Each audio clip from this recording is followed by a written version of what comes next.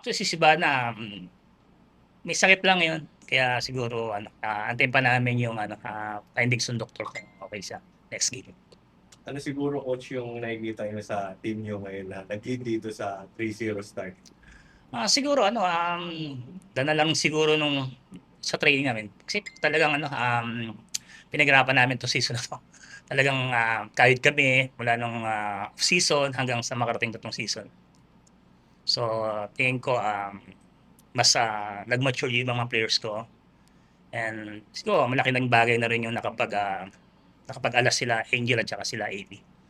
Tapos kung na-share nila sa team yung mga experiences nila dun sa international. Actually hindi kasi never ko pa sila na ano naisali sa tournament eh. Siguro yun lang siguro sa Davao mga exhibition games. Pero yung ganitong UAAP,